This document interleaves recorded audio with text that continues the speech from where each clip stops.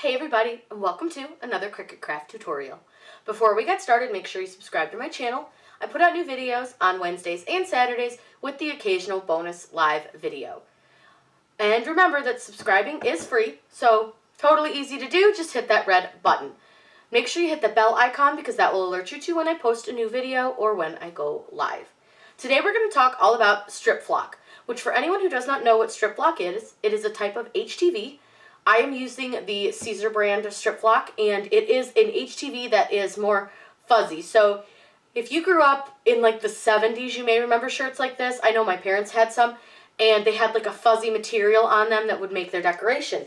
Well, we have that type of a decoration on our stockings, and this is just a nice little soft feeling HTV. These are great for things that are high pile, like fleece and blankets, Sherpa shirts. They're really fun with, and I just wanted to use them on these adorable stockings from 651 Vinyl because I just thought these stockings would be really pretty with this nice, bold, bright white color, and it's just so fun to pet it. I absolutely love it, and it's really easy to work with. We are going to press these using our Easy Press Mini by Cricut. So let's go over to Design Space, and I'm going to show you an easy way to space this out so that you know what it's going to look like in the area that you're going to put it. Doing these stockings, we're going to work with just a quick little template, and it just helps you size what you're working with a little bit better. So we're going to use a square, and I've measured the top of my stocking to see where I need it to be. So I know how large that little black strip is at the top. So what we're going to do is unlock our square, and I know that it is 7 inches wide and about 4 inches high.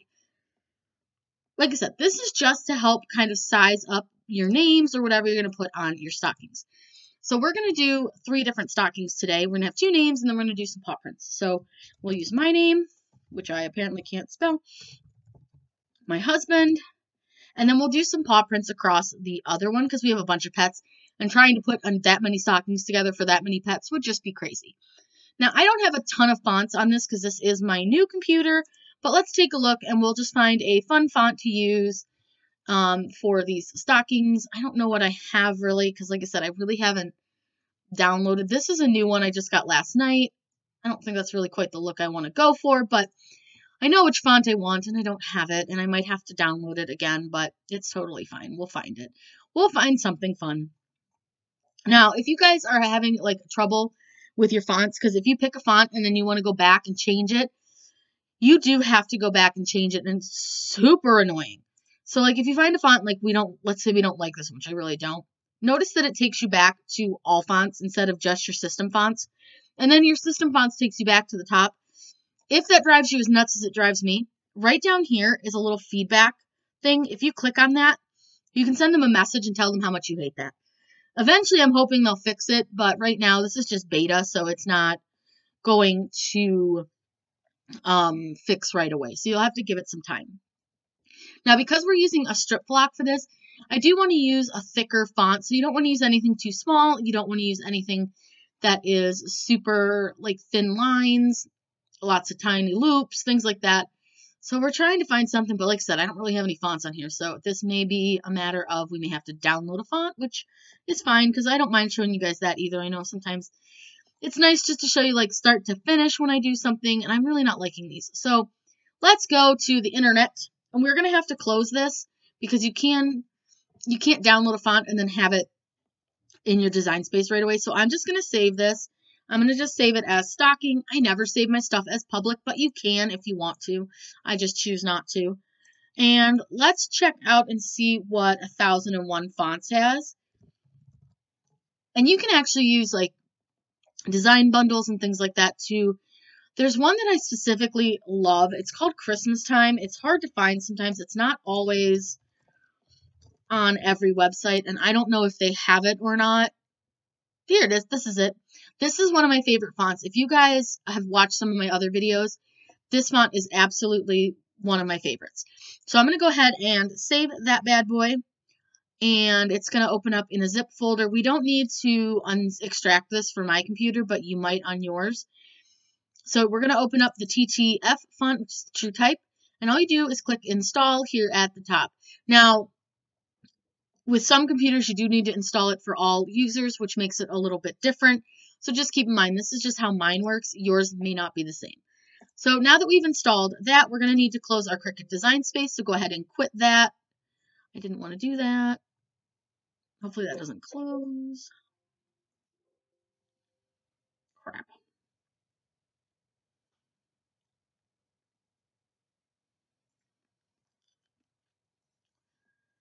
So we've closed Cricut design space. We just need to reopen it. Mine takes a second. Sometimes it's a little testy. And it's going to open. It drives me also nuts that it doesn't open full screen every time. You have to constantly make it full screen. It drives me crazy. It's the little things, but that one just makes me nuts. So we'll reopen our design. We'll click Customize. And now we can select our fonts. And we're going to go to System Fonts again. And as we scroll, we should have Christmas time. So we'll have to find it right here. There's Christmas time. And that is exactly the look I was going for. This honestly, like, this font is my favorite. Now, obviously, the letter spacing is funky, so we're going to go ahead and use the letter space button to space them down. I think on this one, though, I do need to manually move a couple letters, but we'll see what happens. We'll just try to space them. Yeah, we're going to need to manually move stuff.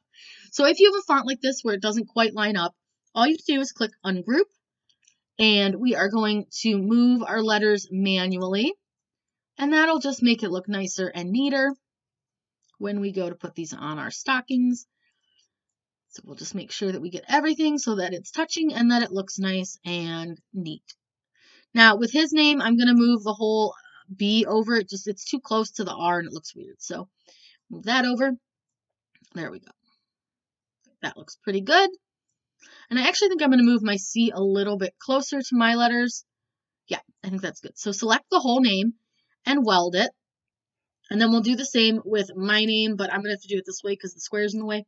So you can just hold Control and click each letter and weld. And now we're going to need to fit them into our square. Now, I don't want it to take up the whole square, so I just kind of want a nice, like, centered look. So that's a good size for that one.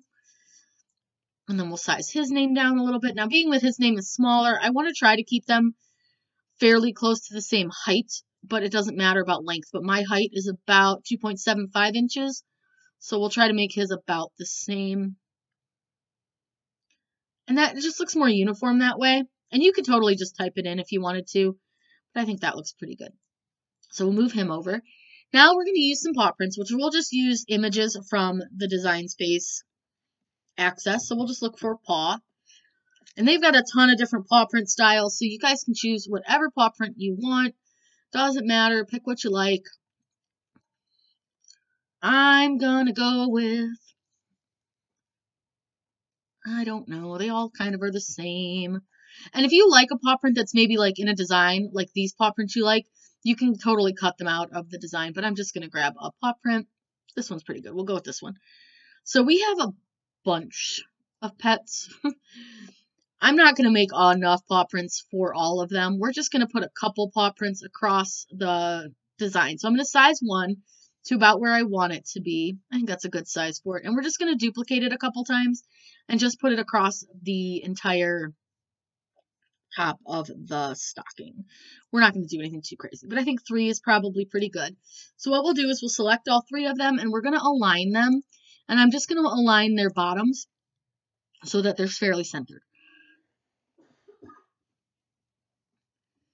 Now that they are fairly centered, we will go ahead and attach them. And I'm just going to make them black because we're going to cut all this on the strip block. And we can get rid of our template. So we're ready to cut. Super easy. This is a fun thing to do. And we're going to go ahead and click on Make It. I do want them to try to not take up a ton of room on my strip block. And I'm going to show you a really cool tool that you can use. So I get my strip block from 651 Vinyl. So we're going to go to their website. And over here on the left-hand side, you'll see where it says Cutter Settings. If you click on Cutter Settings, and then you click here to download the printable PDF file, it's going to bring up this super handy chart. And it tells you what setting to cut it on your Cricut, your Silhouette, or your Brother Scan and Cut. And it does all of them. And then you get your HTV ones, and it tells you your cut settings, and then your press time and temp, and then your pressure level. So super handy to have. So I don't use strip block a ton, so I always try to double check my setting on this one. And this one says to cut it on custom, everyday iron-on with more pressure. And then we're going to heat it at 320 degrees for about 10 to 15 or 15 to 20 seconds, medium, and it's a cold peel. So we will go back over to CRICUT and we will get this all set. So we'll hit continue, and don't forget to mirror. I almost did. Do not forget to mirror because it's the same thing with strip block. You have to cut it shiny side down. So we'll click continue, and everyday iron-on should be one of the automatic ones that comes up. So we'll click that. And then we need to choose more pressure. So let's go over to the machine and I'll show you guys how to load it and we'll get it cut. So this is strip block and it's really a heavier feeling material. But this side is the dull side and then this side is the shiny side. So you want to put shiny side down just like you do with most HTV. But remember, there are some that don't go that way, especially like the patterned vinyl, the printed patterned vinyl doesn't go that way. And this one does require kind of a stickier mat, so I may need to actually tape this down because this stuff does require quite a bit of stick, especially if you had it rolled, because if you roll it, it's not going to stick to your mat. So let me go grab some painter's tape because we are going to help this one get held down.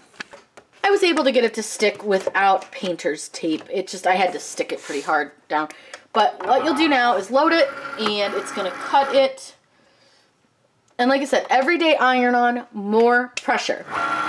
This is, like I said, this is a much thicker material than you're probably used to. Again, this is not meant for like really small, tiny lines, things like that. But this is great for products, especially where you are using, because the ones that we're using are the buffalo plaid, and they're black.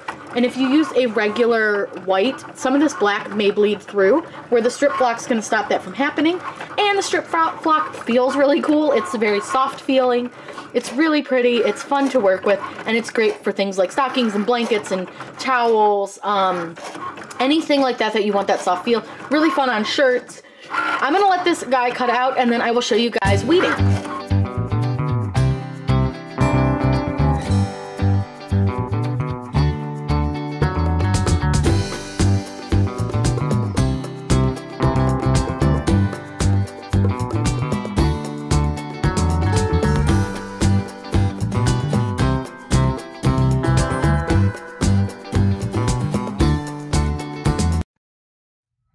So we are going to use our little Easy Press Mini on this because using a heat press might be just a little bit tougher.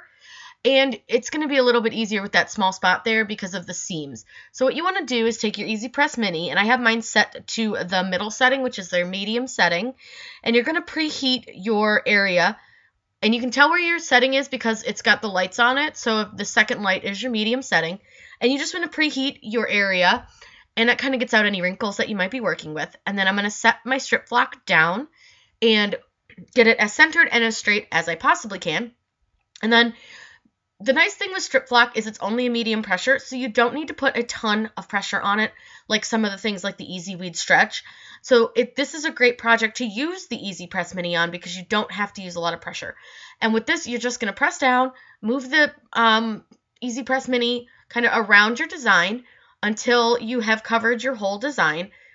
And again, I'm not putting a ton of pressure on it. I just am pressing down like at a decent level, not so much that I'm like hurting my hand, but enough to give it a decent amount of pressure. The reason I wanted to use my Easy Press Mini was because I don't really have a good size pressing mat, and I thought trying to find a piece of fabric that would fit would be tough because you want to make sure that when you use an Easy Press that you are lifting your design above where the seams are. And you can see that like these stockings do have a lot of seams. They have seams both on the top and the bottom and then the sides. So we'll set that one to the side because we need to cool peel this. And it's an important thing to note when you're doing your HTV projects, whether they are warm peel or cool peel. And I totally almost forgot to heat that one. And I was like, oh no. So I went back and I preheated. And then the nice thing is with that, it works out any of those creases that might be in there from shipping. So you can make sure that you have a nice flat surface to work with, and it's really easy to use. The Easy Press Mini is super quick to heat up as well, and you're not having to heat up your entire huge heat press for like a small project like this. So it's really nice, and I really enjoyed using it because, again, it's super small, it doesn't take a lot to work with, and it's super duper easy.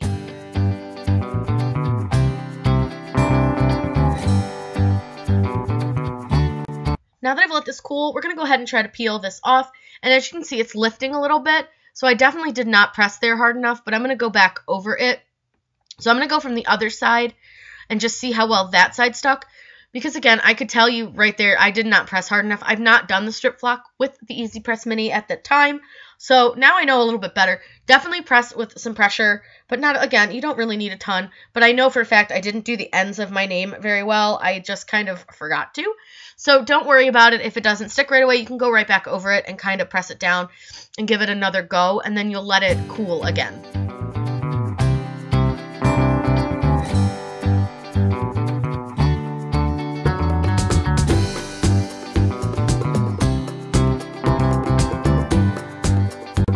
We're going to go ahead and peel off the little paw print ones. I definitely pressed those way better than I did my name, so we let that cool. And again, you want to make sure that these are completely cool, so you can totally let them just sit to the side, go do another project, come back to them later.